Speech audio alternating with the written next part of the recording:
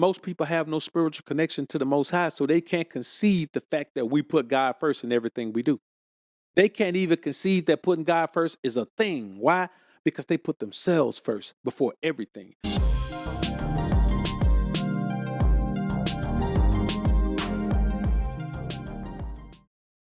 And this is a really mentally disturbed reason that we force relationships that negatively impact our lives. The number 7 reason, we allow people to convince us that we owe them something. We surround ourselves with people who think someone owes them something. And let me tell you, if you allow people who think someone owes them something to be around you, they're going to think you owe them. Because people who think someone owes them, they think everyone owes them. So they have a mindset where they're just coming to get what they can. That's all. They're coming to get what they can. They don't care what they got to do to get it. They just want what they can. Give me what I came for. That's all they think about. And I'm telling you right now, having those people in your life is one of the most toxic circumstances you can exist in, because when people think someone owes them something, they never give anything. They never give anything. It's like expecting the bank to give you a loan when you already owe them $100,000. You owe them $100,000. It's been 1 month. You ain't even made the first payment yet. You go back in and ask for another $100,000. Why would you think that's going to happen? But that's the mindset of people who think someone owes them something. Now, if you're a parent and you have children, yes, you owe your children, provision and protection. You owe them that while they're young. Everything you do when they're adults is out of the kindness of your heart. And we put ourselves in situations where we allow people to press us that we owe them. Or you owe me this. Listen, if something happened in the past between us, you may feel like I owe you, but I don't. Nothing can be done to fix the past. The past is gone. Even with relationships where people feel like you owe them, I don't owe you. We can start from now and put forth our best effort to build from here. But when you think about it, especially when it comes to any relationship that you've had with a female in your life, whether it's your mom or your sister or your daughter or your ex-wife or your girlfriend or whatever, what they don't understand is they are going to have to get the ball rolling with the emotional stuff. We don't know how. So a relationship will be sour. Let's say it could be you and your daughter. Let's say you and your daughter have a sour relationship from when she was younger. She will think that you're supposed to put forth all this emotional effort because you're the one who, you were the parent, she was the child, all of that.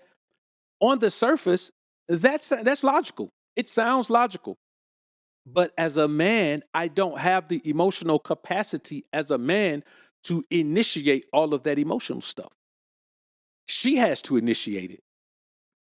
Once she initiates it, then you can take over from there, but you can never be the initiator of the emotionality. We're not wired like that. Even those of us who think we do, it's not real emotion. It's forced emotion. It's this version of emotion that happens by default when you suppress your logic. When you suppress your logical understanding of a situation, all you have left is emotion. Your body goes into emotionality by default. You know what I'm saying? We either function on logic or emotion. And when you suppress your own logic, then emotionality takes over. And it's a twisted kind of emotionality that it can't lead you. It can only, be destructive, and it doesn't have a purpose and all of that. So we have to understand that when someone tells you you owe them, they're speaking from their own perspective, and you can't change their mind. If someone thinks you owe them, you can never change their mind. So if you don't believe you owe them, and you're dealing with them anyway, you're forcing a relationship into your life that doesn't fit. It's a relationship that can only affect you negatively, because here's the thing that always happens. It's like charging interest. When you get a loan from the bank, they charge you interest. When someone feels like you owe them something, they charge you interest. So whatever that is that they feel like you need to compensate them for, they always want extra. No one just wants to get what it is that they feel like they didn't have. They want, oh, you owe me more now because it's been so long, or you owe me this now because you did this too. Man, I don't want to hear that. Avoid those types of relationships because they are so draining that you'll never recover from them. I don't deal with people who think someone owes them something. You know what I mean? I just don't interact with people like that because they become a burden in your life. They become a burden in your life. Before you know it, you're tied into trying to help them get something from somebody, and the person don't even owe them that. You know what I mean? or you're dealing with the fallout of the emptiness that they feel from not getting what they feel like they deserve from that person. You know, one of the main problems, the reason why I titled this 10 mentally disturbing reasons we force bad relationships that negatively impact our lives, because a lot of these situations are because people are mentally disturbed. Like, people have mental issues, emotional issues, especially in a society where we're in a dog eat dog world and we're in a rat race like this. Some people, man, you got to think about it, man. Some people have been working their entire lives, man, and they still just barely making ends meet. They still robbing Peter to pay Paul, man. They still living check to check. And listen, there are people who live check to check because they waste money, and there are other people who live check to check because they just don't make no money. And you got to think about that. And take a moment right now to thank the Most High if you do make enough money where you don't have to live check to check. And if you do make enough money to not live check to check, but you're still living check to check, break some of those habits, man. Get out of those habits. The number 8 mentally disturbing reason that we force these bad relationships that negatively affect our lives is people have emotional or psychological issues, but not only are they not healed, they don't have any desire to heal because either they don't believe they have an issue and they're blaming everyone else for their issues. It's when they're not me, it's you. Everybody that I ever been around was this way right here. This is always them. I just keep coming across all the wrong people. I'm such a good person. That type of person. Or they just don't have a desire to heal. They just accept that this is who they are.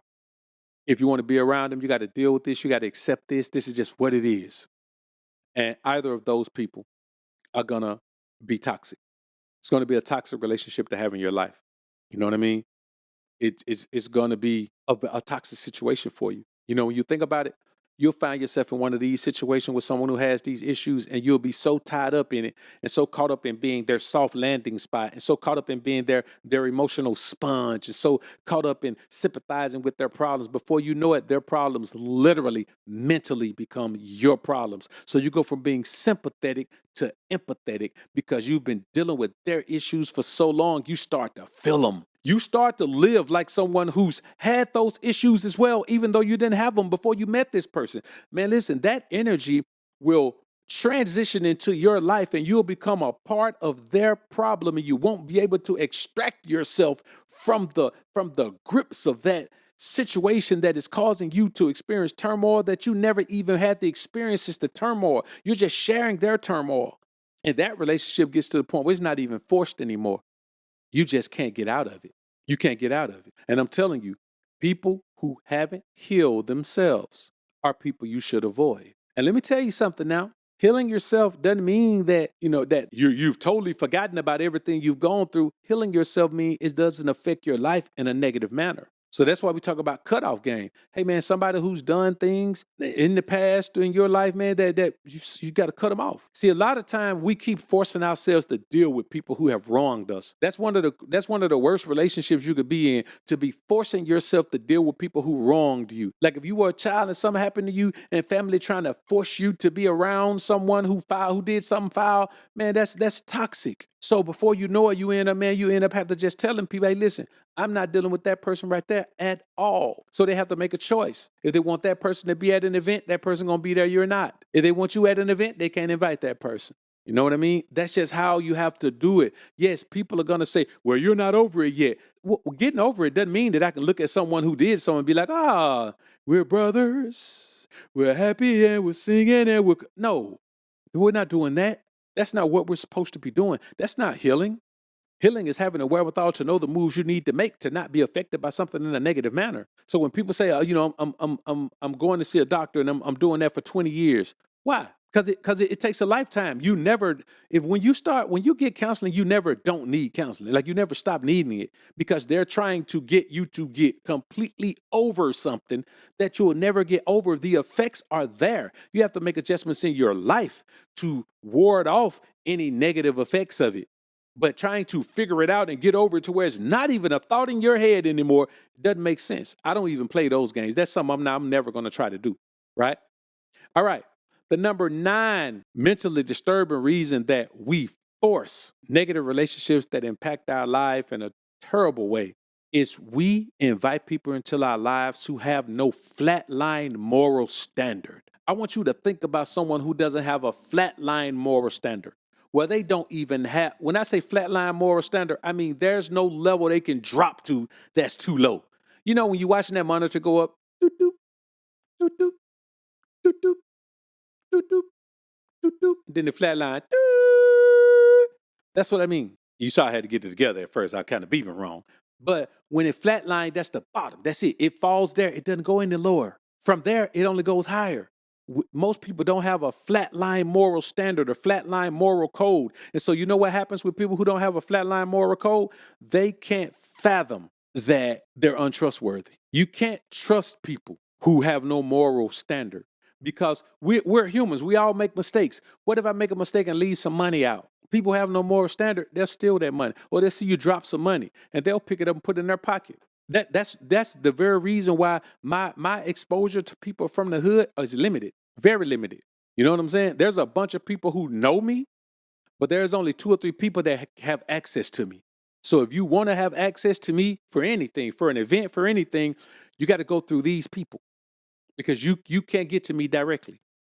You can't email me. You can't text me. You can't DM me. You can't access me unless you access me through these people. You know what I'm saying? When you're talking about a personal appearance or something like that, you just can't do it. Why? Because I know that there's a lack of moral standard. And listen, I've been in that environment. I had to compromise some moral standard a little bit. Not a lot, but a little bit I did because you can't navigate that environment if you don't. You got to stay away from it. So I was able to kind of stick to code a little bit, but just because I stayed by myself so much, you know what I mean? When I showed up to an event, it was an event. Look, when I showed up to an event, it was an event that I showed up. 'Cause I don't never show up. I have better things to do. Even now to this day, if I show up at an event, man, it's an event. You know, if I show up to somebody's podcast, man, it's an event because I don't show up to nobody's podcast. I don't do nothing. I be chilling, dog. I live my life the way that I've always dreamt of living it. You know what I'm saying? Low key, laid back, doing fly things that I like to do and not making a big announcement about it and not making no noise about it because it's my private life. My dream has always been to be public but live a private life. You know what I'm saying? Have a public persona but live a private life. That's my goal and I do that. But I say that to tell you this. I've learned over the years that when people don't have a moral standard, it doesn't matter what their relation is to you. It doesn't matter what kind of relationship you have. They still don't have that moral standard. And it's not like they're going to have it for you. They just don't have it.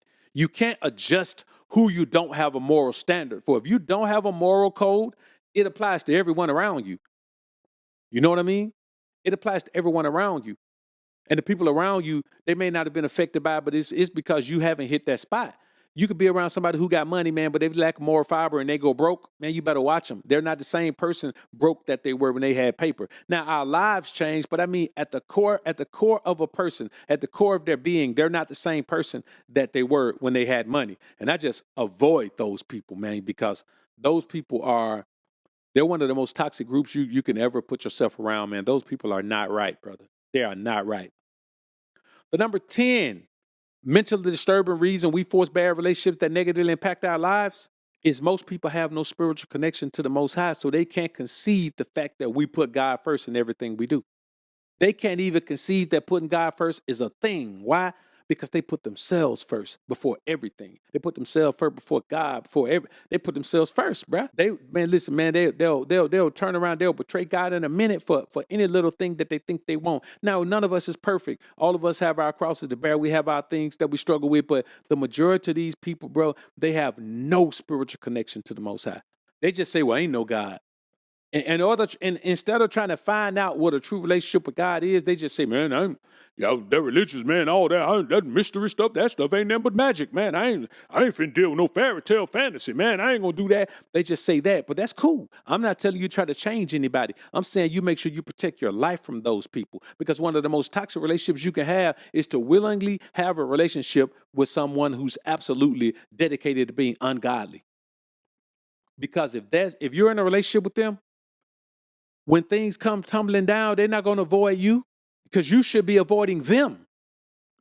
God gives us insight. He gives us wisdom, understanding, knowledge. He gives us the gift of discernment to be able to discern and determine if these people should be in our lives. Listen, there are opportunities that you turn down. There are opportunities that I've turned down to to increase my fame, increase my popularity, increase my money and everything. I turn them down because the essence of the person is not the type of energy I want to be around. All money ain't good money. As a matter of fact, most money is bad money. So, because most people are bad people. And that's just a reality we have to live in. Most people don't want to have a moral fiber. Most people don't want to have a spiritual connection to the Most High because it comes with being convicted for your actions. And people don't want to be convicted for their actions. We live in a world where people say, hey, let everybody be what they want to be. Why is it a concern of yours? Why do you care what they are? Why do you care what they do? Why do you care who they love? Why do you care who they rob? Why do you care who...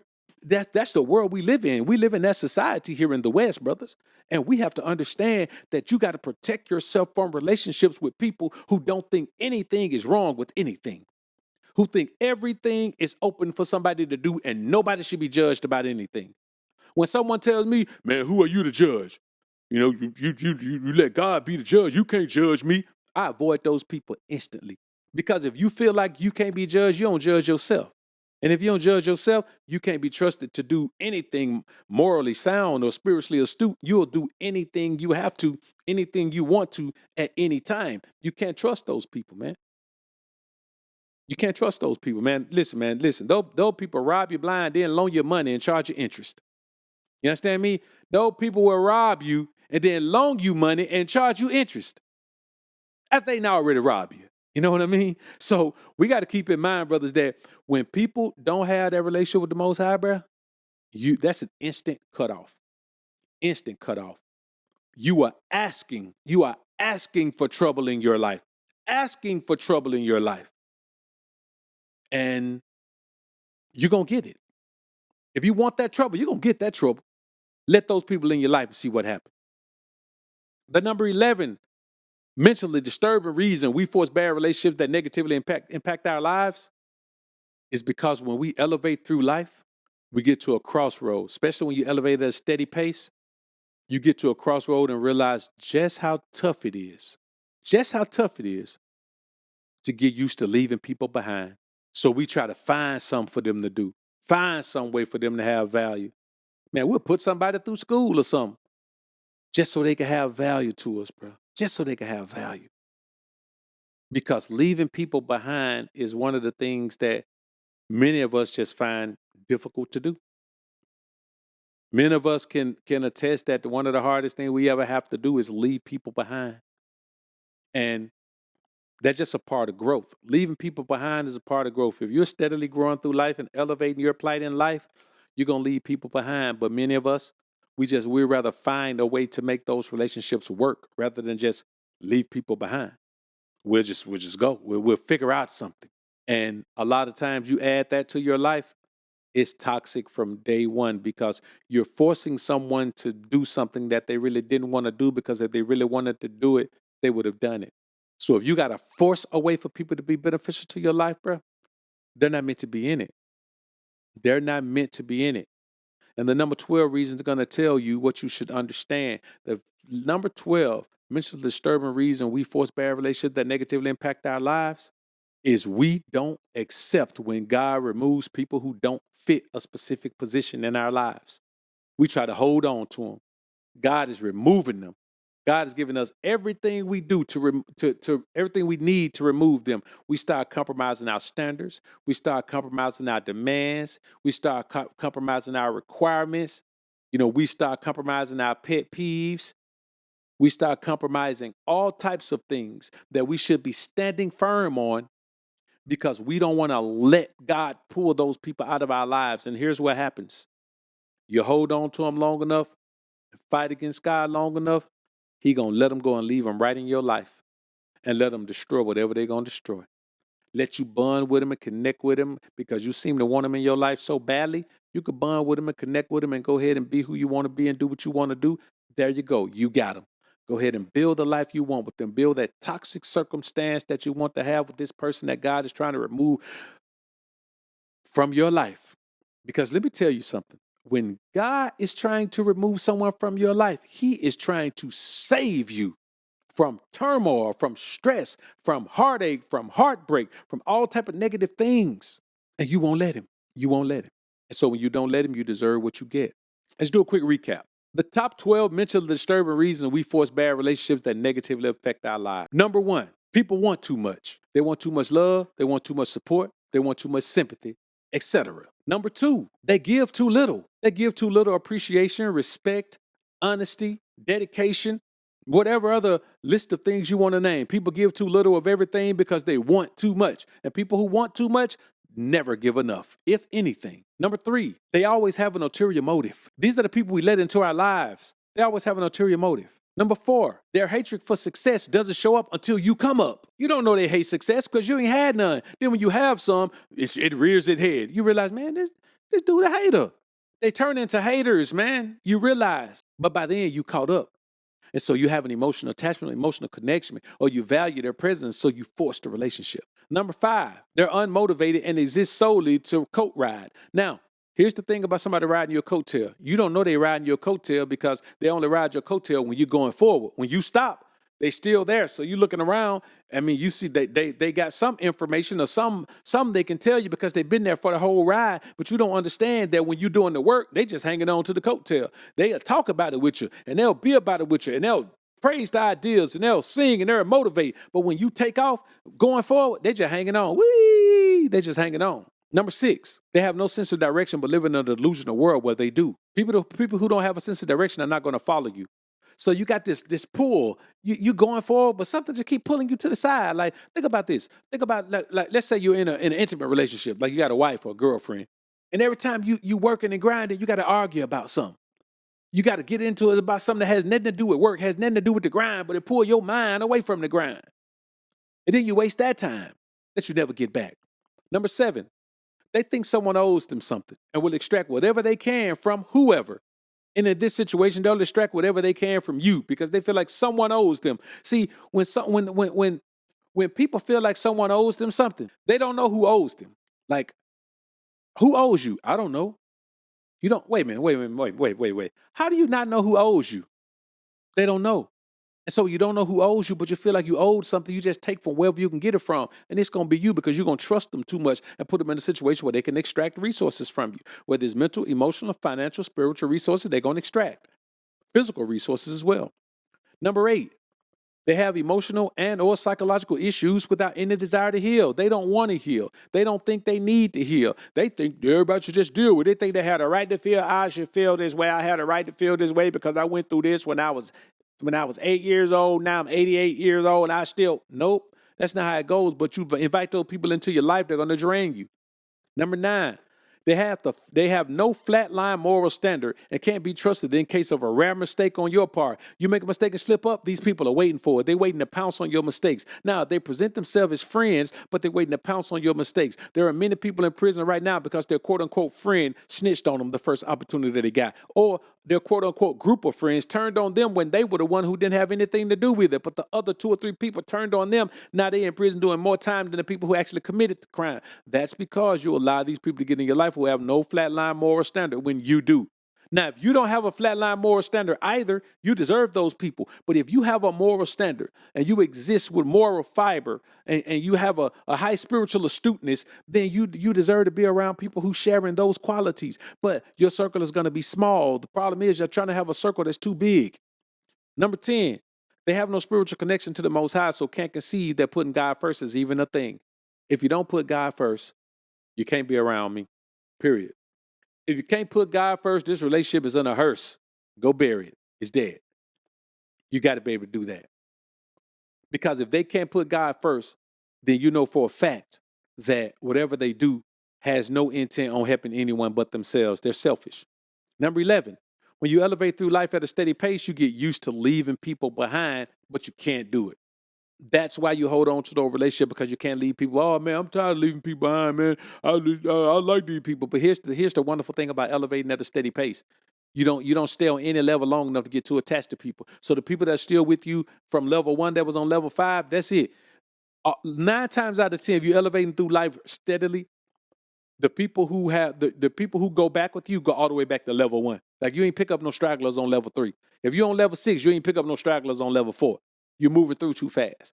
You got your team, you're moving through too fast. Everybody who gets added to the team is a contributor. They contributed. They're not just people that, that have been there from day one. And so there's a loyalty to them. Because let me tell you something, you don't owe people who've been there from day one any loyalty if they don't benefit the situation. Now, you may owe them some compensation, but I'm quite sure they've been getting compensated along the way. But moving forward in life, man, it's about who's benefiting the process or your progress.